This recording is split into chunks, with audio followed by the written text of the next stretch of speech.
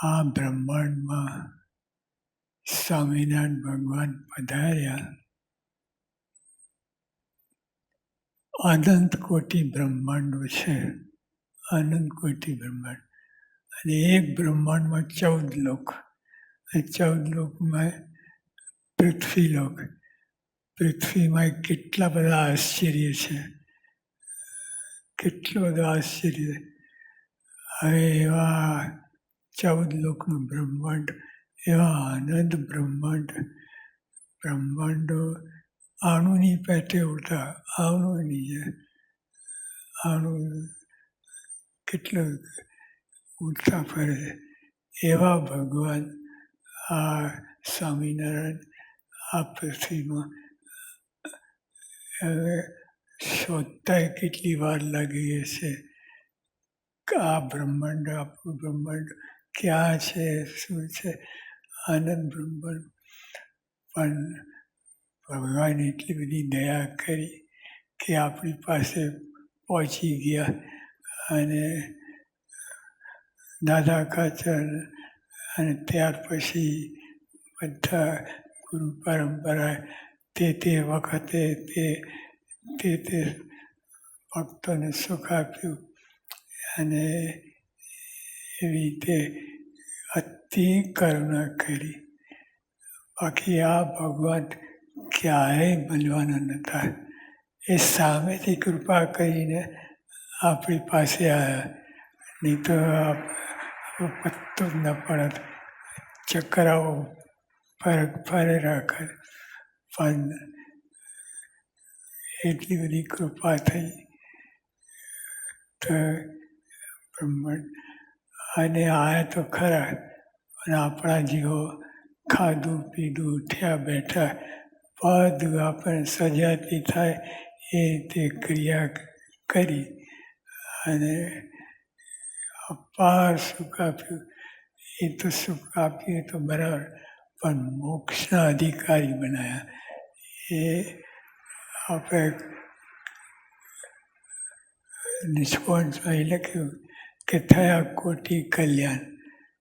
હવે એક કલ્યાણની વાત તો ઘાસનો પૂરો ગાયને નીરે તો એ કલ્યાણ થાય. એવા તો અનંત કલ્યાણની વાત. પણ મોક્ષ એટલે આત્યાંતિક કલ્યાણ, જેના પછી કાંઈ રહે જ નહીં એવું કલ્યાણ. આત્યાંતિક કલ્યાણની વાત આપણે આ સત્સંગી માત્ર જેને આ દર્શન થયા ગુરુ પરંપરા. હવે તમારા દર્શન થાય તો એને આ કલ્યાણ માર્ગમાં આવી ગયો. એવા કલ્યાણ મહારાજે કેટલું બધું કલ્યાણ કર્યું. તો આપણે કેટલા ભાગ્યશાળી. આ ભગવાન ક્યારે મળવા નહોતા, એ મળ્યા આપણને. અને એટલી બધી કૃપા કરી. બધું જાતે જ કર્યું. સોરાની ગુરુ કરે અને એ કહાની આપણે, એ કહાની પણ આપણે કરવી નથી. પણ એ કહાની છેવટે એ કહાની મહારાજે કર્યું. પણ આપણને ખરેખર આપણા ભાગ્યનું પાર નથી. કારણ કે શ્રીજી મહારાજ આપણને પ્રત્યક્ષ મળ્યા. આપણા બધા કીર્તનો ગવાયા કે મહારાજ હતી એવી કૃપાનું પાર નથી. પણ હવે આપણે શું કરવાનું?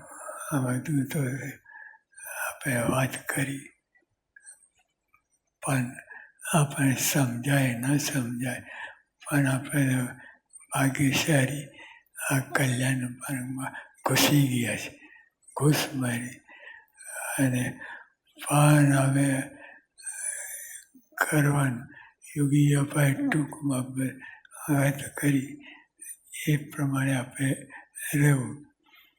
આજે કેરીના ઢગલા છે ઠાકોરજી આગળ બધા, અને આપણે બધાને પ્રસાદી મળવાની છે.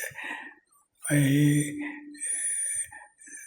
સ્વામી યોગી આપા કહે છે સત્સંગમાં ભાવ અવગુણ ખટાશ ના આવે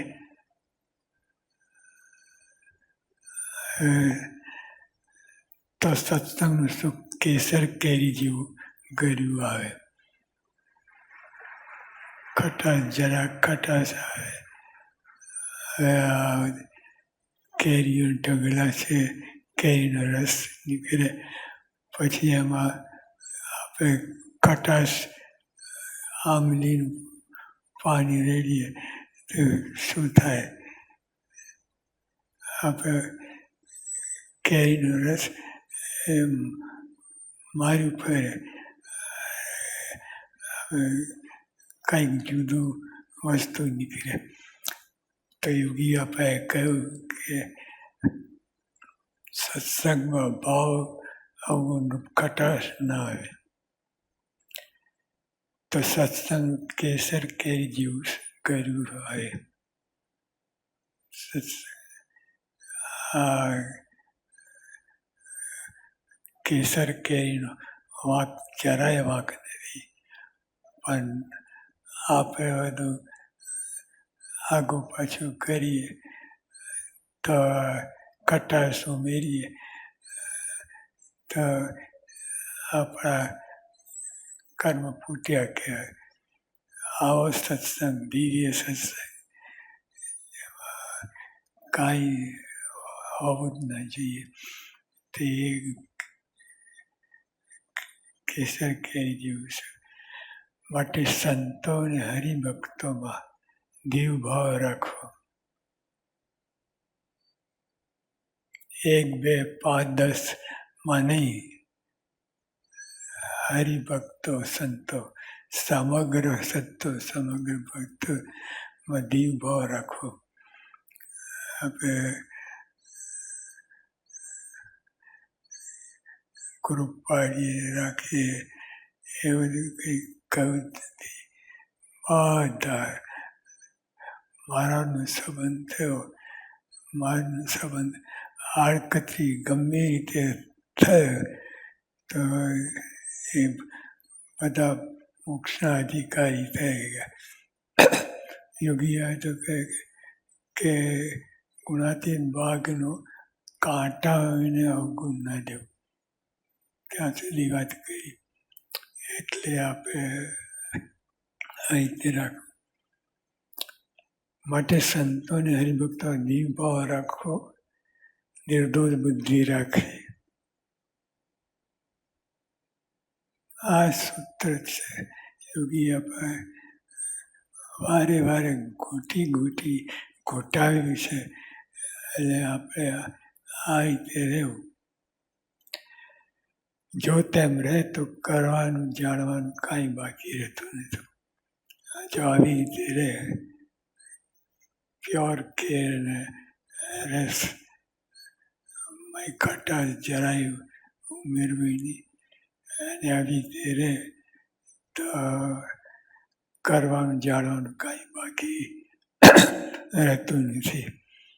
એટલે સુખ અરે હવે આ બધું